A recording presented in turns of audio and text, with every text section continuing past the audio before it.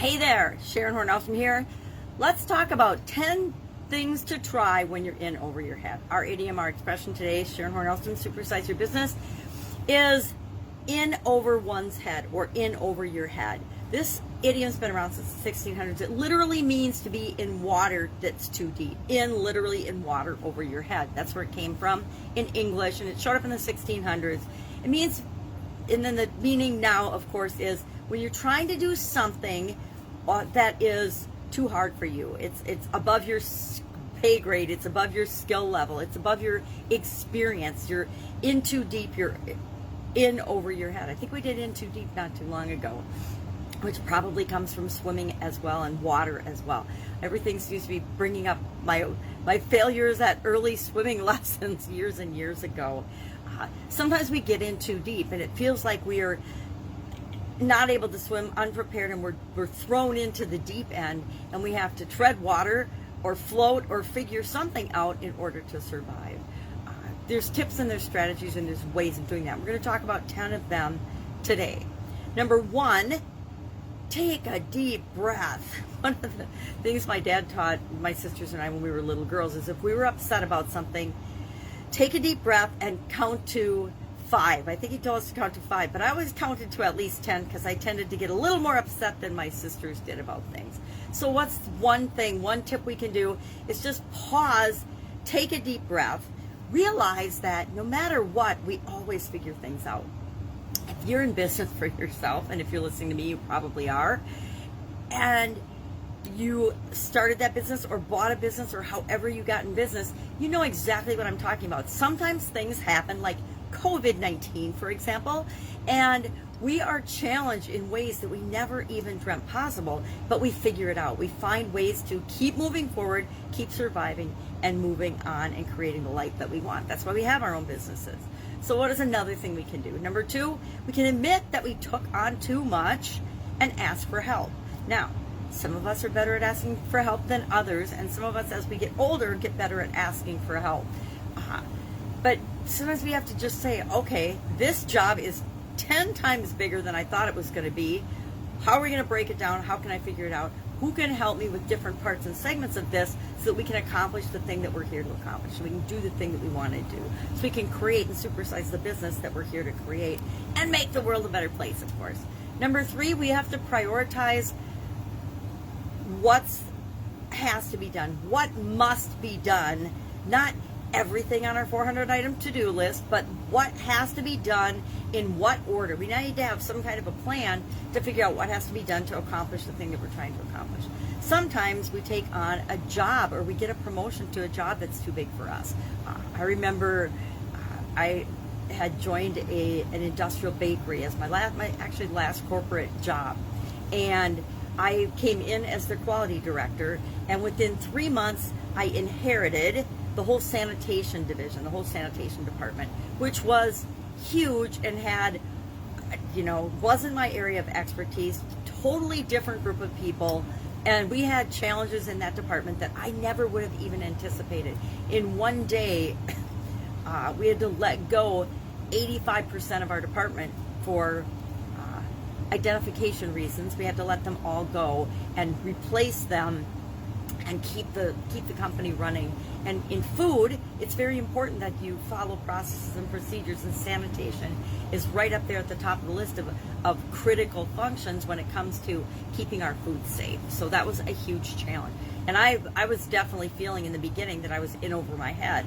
And of course, then I realized that everything in every department and every industry I'd been in before, I had pieces of knowledge that would help me to get through that, and ended up doing really, really well with that organization. So pace yourself, ask for help. I guess prioritize what's important. The 4 is to pace yourself. Pace yourself in terms of what you can and cannot get done. Don't go 100 miles an hour only to crash and burn into a wall.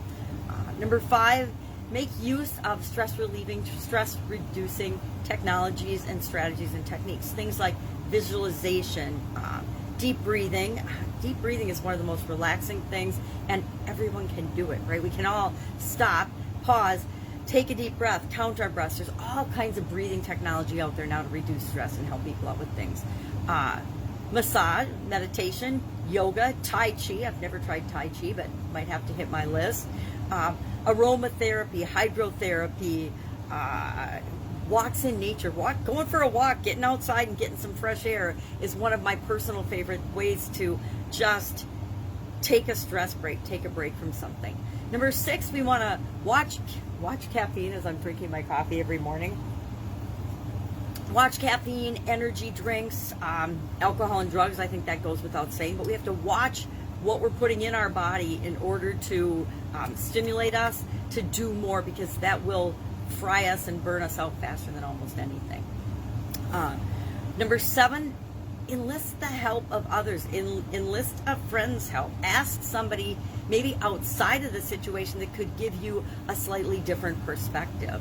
Number 8, learn time management. Come up with some ways to structure and strategize and plan out, how to use your time and other resources, meaning other people's time that you have at your disposal to, make you feel like you're not in over your head.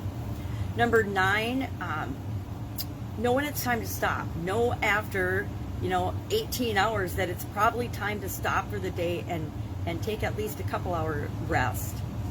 But know when to stop for you. Know actually when to say, I choose not to participate in this. I choose not to do this. This is not working out for me or the organization or the thing I'm trying to do, and I am going to change my mind and back out of this. Sometimes the thing that we're trying to do, we are in over our head, and it's not important enough to us to want to figure it out, to want to actually do it. If we don't want to succeed at something, we're not going to succeed. And so we have to know for us when it's time to say, no, this isn't the right course of action. We need to make a course correction. We need to do something different. We're going after something that is global, and we're not going to do it because it's not exactly what we want to do with our organization. So you have to know when to stop. And then number 10, strive to maintain a healthy work-life balance. Now, I personally laugh at this one because I think when you're growing and supersizing your business, balance is up to each one of us to define, and balance, a lot of people that talk about work-life balance, are coming at it from a woo-woo, foo-foo perspective. They don't have their own business. They've never started or grown a business, and they're coaching and giving advice on something that they don't really understand. It's like your baby. When you're raising kids, you don't have work-life balance. When you have an infant at home, there's no work-life balance. That baby takes number one priority, and its needs become your number one priority. And you're not balanced in terms of your sleep, your nutrition, anything, because you have a higher priority, higher mission, higher thing to take care of and worry about and do.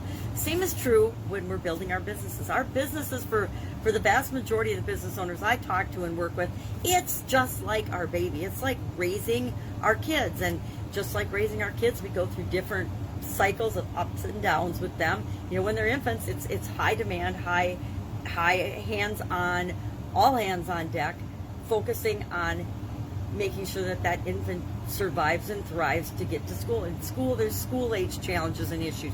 Teenagers, I'm even going to go there. There's all kinds of different challenges and issues. And it's the same with our business. As our business is growing and developing, just like our children's lives and as our lives did, there's different things that we need to face up to and deal with. And sometimes we absolutely positively feel like we're in over our head. I know I felt like I was in over my head in different parenting situations as well as business situations. But the cool thing is, it's within us all. We have the ability to figure it out using these 10 tips and strategies. Any one of them can help give us a reprieve that will give us the confidence to know that we can do it. So I would love to know your experience with this particular idiom or expression, in over your head. Have you ever been in over your head, or have you always just been 100% on top of it? You've got this. Because if you have, I want to know what you're doing differently than what I have done in my career and in my life. That's our idiom, our expression for today. Go out and make it an absolutely awesome day. If you're in over your head, I invite you to try some of these tips and let me know how they worked out for you. I've used all of them throughout my life and career, with the exception of Tai Chi, of course. Never done Tai Chi. And I don't know that I've done hydrotherapy either. Is that swimming, water work? I don't know what that even is, so I guess I obviously haven't done that. Maybe it's when you do those float tanks or something. So go out, make it an awesome day. If I can help you in any way, any questions, hit me up in the comments below. Otherwise, I will be with you tomorrow with another change and challenge related idiom to go right along with the Get Up and Go challenge this month. Have an amazing day, and I'll of course be with you tomorrow.